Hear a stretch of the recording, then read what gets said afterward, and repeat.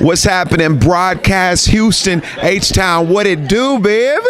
You know what it is. It's your boy Major, Mr. This is why I love you. Somebody get over to Frenchies and bring me back a Wayne. Well, thank you, everybody. This is our second press conference today, and you guys have been troopers, and we always appreciate the support from all the press. So let's just get started. My question is for Major. Major, did you think when you did your song, Why I Love You, that it will blow through the roof the way that it has done? And how has that propelled your career? Bruh, I prayed that it'll do something. Because I had been at this thing for so long and trying to figure out what was the thing that was going to break for me.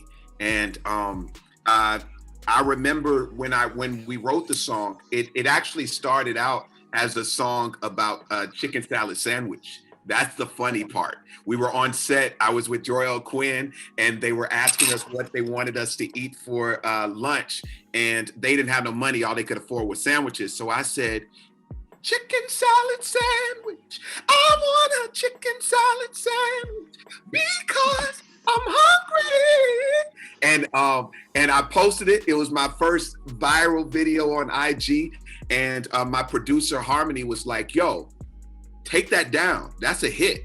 I said, first of all, I'm a grown man, and okay, I will. And so I took it down, and he said, come to the studio. We're going to write a love song to that. And sure enough, we did. And the inspiration was, God, I know about heartbreak, but I haven't seen consistent love on earth as it is in heaven. And so what I was compelled to do was write a love letter to God, to and from God, and the words just started flowing. And I was like, I want to have a love song that's going to help people understand what this love exchange really is. It's reciprocity. If both people are giving, nobody's left empty. Stevie Wonder got a wind of it, and he says, I believe this will be the wedding love song for years to come. I swear that Joker has some type of agreement with heaven, because that song has been the wedding love song. And and it's changed my life. You know, I know a little bit of what, Bishop Sapp, has experienced with that. Never would have made it. Oh, Jesus, this song has changed my life, and I thank the good Lord for it. Amen. My question is for Bishop Marvin Sapp. How important is it for artists to know that you have to expand your brand and not just focus on your music ministry? Oh my God. I knew you was going to ask me a question, something like that. I'm a very strong believer in having multiple streams of income. And especially in this COVID season, because I know so many artists who are struggling. And the reason why they are struggling is because they only focused on one aspect of who they were as a gift and not using their platform in order to expand their brand. For me, I do books, I do master classes, I, not only sing, but I pastor a church, I'm a songwriter, I own real estate all over the country. I've done a whole lot of things just by using that one moment of a song that took off. And I wanted to make sure that I maintained my livelihood and the type of life I enjoyed living, even if I never sing another song. And I think that that's what, I learned that young, believe it or not. I started doing that like when I got in commission, and I saw so many different artists. I can remember actually sending a check when Danny Bell Hall passed away, to help bury her. And I looked at my late wife, Melinda. I said, that'll never happen to us.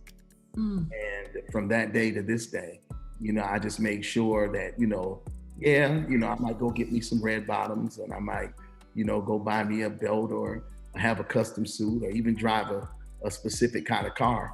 But I'm gonna make sure that I have some place to pull it up to, So I wanna challenge, all artists, make sure that this is seasonal. I'm just gonna keep it 100. I mean, this is very seasonal. You're hot today, not tomorrow.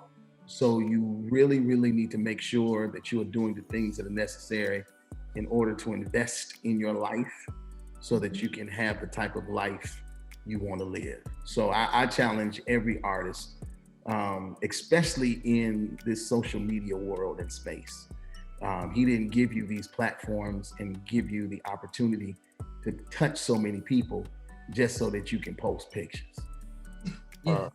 Just think about your brand and think about the types of things you want to do. You know, I look at people like Puffy. You know, people think Puffy's rich because of music publishing. He's done well because of music publishing, but he rich because of Ciroc. And all Ciroc is some, you know, syrup in some vodka. And somebody came up with the concept, and now he's, you know, on the verge of being a billionaire off of something that he decided to do that was different. So don't limit yourself, stretch. And if you do it, I feel like the rest of your days will be the best of your days. Thank you. My question is for Major. Congratulations on your recent nuptials. Lord mercy. You and your wife are amazing. Hard work, a lot of hard work. Yes. But you are someone that we know and recognize as a hope dealer. And with all of the craziness that is happening right now and the time that we're living in, what is that piece of hope that has been keeping you going and looking forward to just continuing in life and continuing in work and all of those amazing things that you have going on? Well, you know, yes, they do call me the hope dealer. Shout out to Billy Johnson of Yahoo Music that said that before there was a Why I Love You. I have committed to this commission that hope is a conversation that I need to have with the people to help people better understand what it is. And my commitment, and even through the new song, Dove's Cry that I have, what I'm saying is that hope is not the denial of reality, but hope is a commitment to believe greater is on the other side of it. I'll say that one more time so that it sinks with everybody in here. It is not the denial of reality. It's not the denial of your struggle, your difficulty, your hardship, your confusion, your lack of clarity, but it is the commitment in the midst of that to believe greater is on the other side of it. Because most of the time we all give testimony about everything we've been through, forgetting that the operative word is through. It didn't end us. We got through it. We got through it. It didn't stop us. And so along the way, in going through and getting through, we have to take these moments as lessons to inform us for the next time we see a thing that may look difficult, that may look scary, that we look at it and respond to it with the hope conversation. That I know that this is only temporary. I know troubles don't last always. And I know that victory is surely on the other side of this. And so that's what I'm here to deposit in people. This pandemic has done a fool on our mind and on our motivation, on our sense of self-worth.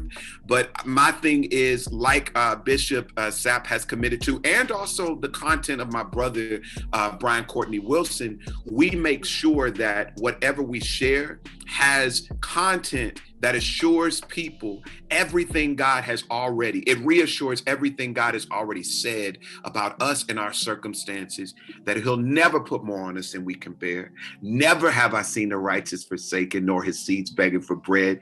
And while I am mainstream, I've taken the cross over with me, and I will make certain that I stand firm in the knowing that God has it all under control.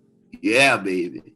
And let me say this to you, Sister Win Network. One of your assignments and your, you know, one of your gifts, if you put that set together like that, make sure that you're doing some interior decorating someplace, because that hot. Thank you. Thank you so much. Wonderful. Thank you for your time. Welcome to Broadcast Houston. We are the premier festival, concert, and live event YouTube channel. If you are a lover of music, sports, or the arts, we would love to have you as a subscriber. Drop us a line and let us know which artist or event you would love to see next.